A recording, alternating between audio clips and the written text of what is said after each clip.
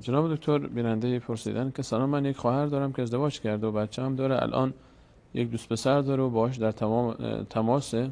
شوهرش هم دوست دختر داره. خواهرم نمیدونه که من از این جریان خبر دارم. من چطور اون رو راهنمایی کنم؟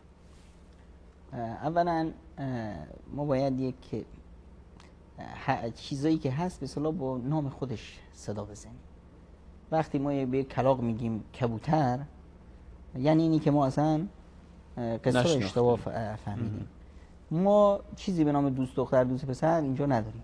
چی میگید اینا رو؟ ما اینجا یه گرگی داریم که اومده این خواهره رو، یه شیطانی داریم که در پوست به اصطلاح انسان این خانواده رو میخواد داغون کنه. همونطوری که در تصویری که رسول اکرم صلی الله علیه و سلم به تصویر کشیدن، اجازه بدید من 2 تا تصویر رو از احادیث پیامبر اکرم صلی الله علیه و سلم اینو بیان کنم.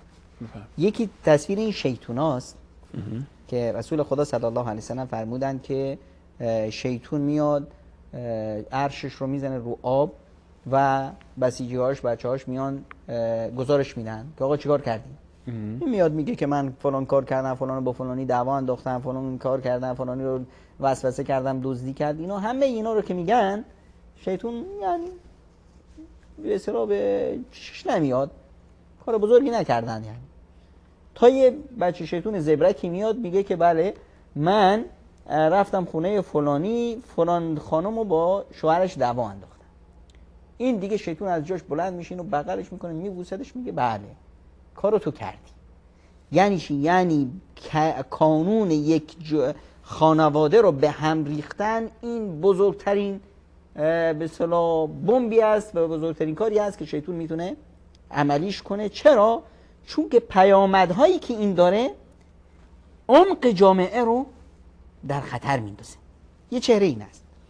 یه تصویر دیگه که برمیگرده به این خواهری که این سوال رو نوشته که به اصطلاح از حکایت اطلاع داره، که اون تصویری است که پیامبر اکرم صلی الله علیه و سلم از جامعه به ما میدن که افراد جامعه مثل افرادی هستن که سوار یک کشتی شدن، در راه حرکت هستن. کشتی هم 2 طبقه است، برخی یا پایین، بعضی یا بالا.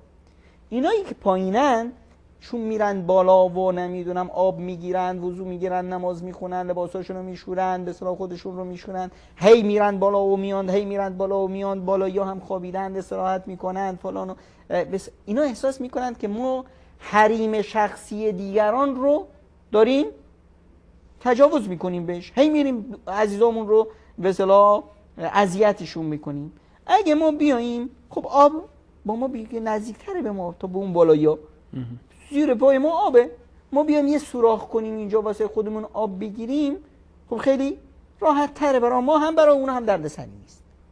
پیامبر اکرم صلی الله علیه و سلم میفرمایند اگر این کارو کردن، بالایی‌ها شنیدن تق تق تق پایین خبری از دارن سوراخ میکنن، بالایی‌ها گفتن که آب ما چه، اونو جای خودشون رو سوراخ میکنن، هلکو و هلکو جمیعا، پایینی‌ها هم غرق میشن، بالایی‌ها هم غرق میشن. اگه جلوشون رو گرفتن، حتی اگه با داو مرافع باشه، خب هم خودشون نجات پیدا میکنن، هم اونا رو نجات میدن. الان این خواهر ما همچین حالتی رو داره.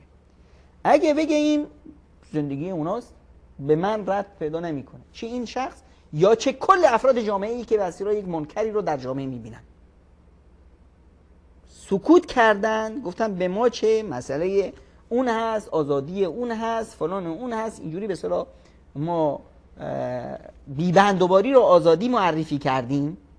همونطور که اینجا گرگ رو به اصطلاح بهش گفتیم دوست دختر یا دوست پسر، اینجا ما اومدیم به اصطلاح پایه‌ریزی کردیم برای یک هلاکت جمیعاً که ما هم میریم اونها هم میرن، آینده ما هم در خطر، آینده اونها هم در خطر. آتیشی که امروز به خونه اون افتاده فردا به خونه من میاد.